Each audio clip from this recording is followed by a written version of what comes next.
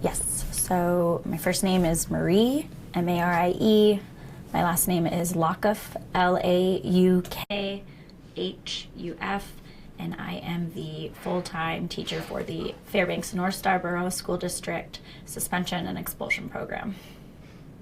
And an SFRG leader for 321 Crusher Company. Right. My name is Marie Laukhuff, and I am the full-time teacher for the Fairbanks North Star Borough School District Suspension and Expulsion Program. I'm Marie Laukhuff, and I am the SFRG leader with 321 Crusher Company. I'm originally from New England, from the beautiful state of Vermont. We'd been living in Georgia for 4 or 5 years, so we were really excited to get back to snow and colder temperatures. We moved to Alaska in June 2018. This was our first time being stationed in Alaska. So my husband's actually a former pro hockey player who played in numerous places in Canada, so we took the opportunity to drive through some of his old stomping grounds. We had to eat at every single A&W that we came across, especially the ones in Canada, and I had to compare it to A&W in America. We had an incredible journey. We stopped at several national parks, Mount Rushmore, we went to the Crazy Horse National Monument, we went to Devil's Tower, and we saw all sorts of things on the Alcan, grizzly bear, mountain goats, and we even got a flag from someone in the Yukon, which hangs in our garage. I think before we arrived in Alaska, one of the perceptions that I had was that I would be kind of at a disadvantage because while I grew up in Vermont and I was used to snow, I wasn't necessarily outdoorsy. Like, I didn't hunt, I didn't really know how to chop wood very well, so I thought that I would have a hard time finding things or people, aside in the community to relate to. The community here it's top-notch. I'm a firm advocate of getting involved in the community wherever you're stationed, and I think that that's even more important when you're so far away from your family, if you're, especially if you're from the East Coast. I was able to get involved in the community in multiple veins. So I teach for the school district, I sub as a principal for the school district, I play softball in town and my team is a local store here, I practice Brazilian Jiu-Jitsu, and I've been welcomed, and all of my fears about feeling like I wouldn't fit in because I wasn't outdoorsy turned out to not be true. I think the one thing that I expected to be different about Alaska is because there's such a strong culture and heritage, I kind of expected people to be closed off to the military community, and I've not found that to be true at all. I also am the first vice president for the Community Spouses Club, and we throw a holidays bazaar each year where we raise money for local grants and scholarships. The local radio stations had me on to talk about it, and we partnered with so many people in the community, so I was pleasantly surprised because that can sometimes be something you come up against when you're in a community where there's military and local community working so closely together. Things that would have helped to know beforehand, I guess, would have been having a better idea of maybe some kid activities, kid-friendly activities that my daughter, and it's not an easy problem to tackle because, state to state or military installation to military installation, there's different rules for, what types of activities kids can do, but it would have made it, I think, a little easier for me to plan how to keep my daughter, who will be 4 next month, sort of occupied if I'd known sort of what activities she could do. But I think the briefing that we got stateside was pretty accurate. We knew we'd have to winterize our cars, and because my husband had lived in Canada for a short time, he was familiar with the process of plugging in. We knew it would be dark, but I think that until you go through living in an Alaskan winter in the interior, you're not ever going to be really fully prepared. But I think more young toddler activity knowledge would have been more helpful.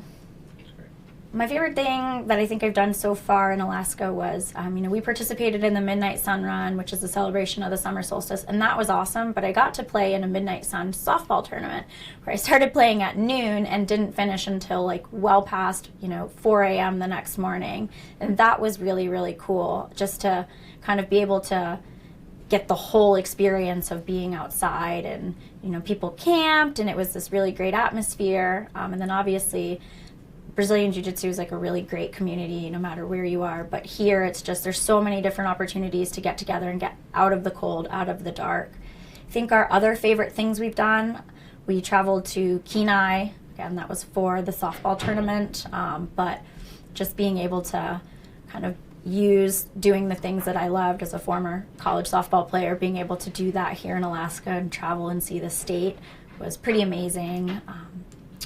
Hiking is also a really fun thing to do here, and there's places you can hike all over the state. We got ourselves a nice Alaskan dog. She's part husky healer, so taking her on glacier hikes and just traveling the state with her is another one of our favorite things. One of the most, I think, fun memories we've had has been being able to celebrate the summer solstice via the Midnight Sun Festival. It's the winter here in Alaska, just like winter in many other places, it gets darker shorter, but unlike maybe a winter on the East Coast, it's going to stay darker longer. So the Midnight Sun Festival it's just basically a celebration of the sun coming back, and it's really cool because all of those sort of sayings that you grew up hearing, like it's always darkest just before the light, it's true because everyone comes out, and the Midnight Sun Festival and the Midnight Sun Run themselves are really interesting because you're running through neighborhoods and people are cheering you on, and it's just this amazing show of camaraderie.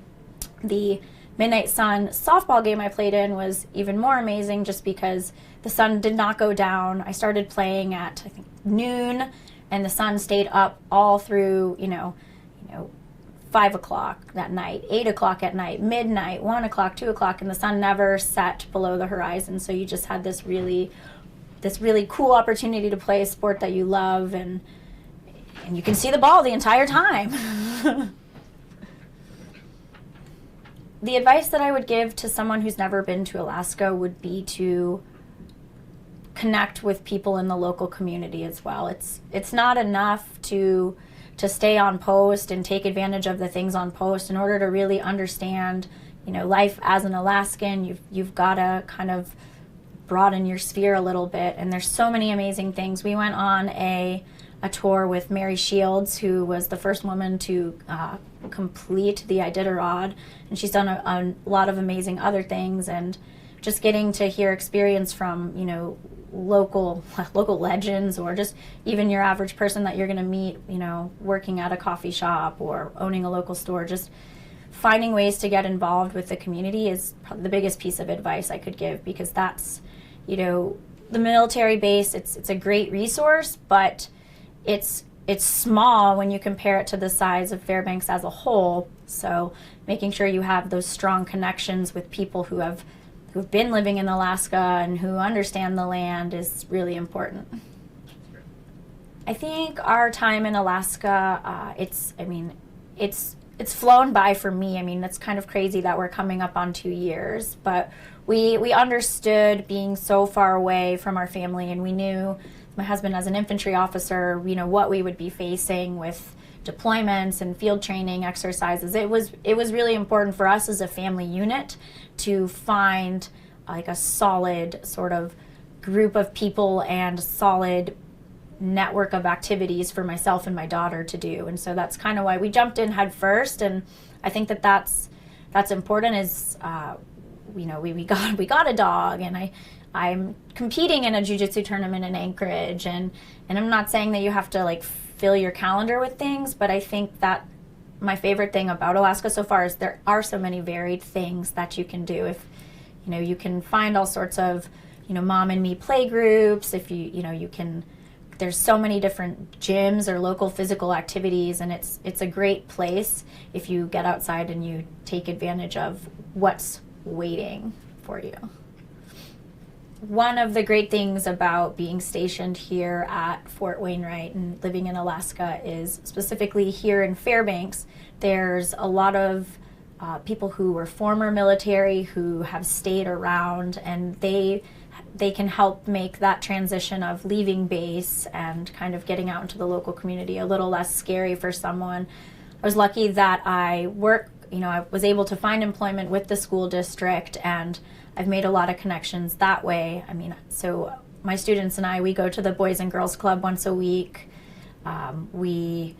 We do community service at a local Presbyterian church, unloading boxes for the food bank. And, you know, I've never been anywhere in Fairbanks where I felt like being a military spouse was a disadvantage. And I think that this is a great place that's really welcoming to spouses. And again, with various functions that I've helped plan, whether it's, you know, the Holidays Bazaar, which we had local vendors from all over the state of Alaska coming in, or, you know, local radio stations inviting us on to talk, or just, you know, the Carlson Center giving us some pipe and drape to decorate events.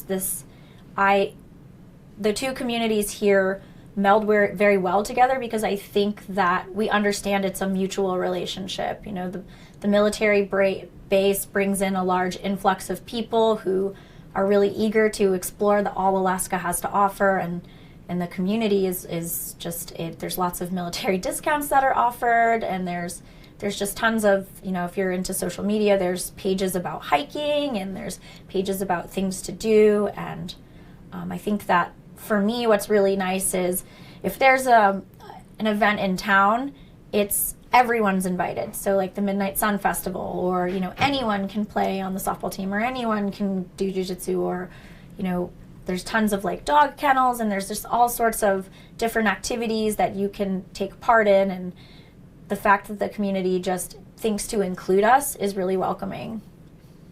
Yeah, I mean, I was just excited because, like, I obviously do love it here, and I mean, I think it is important to get out, but I don't, you know, I know that's easier said than done to be like, we'll go explore. But so one really great benefit of being involved in the Soldier Family Readiness Group, whether you're a volunteer or even in a leadership capacity, is you're given this opportunity whenever the entire unit or spouses and family members of the unit get together to share what you've been doing, you know, since the last time you met.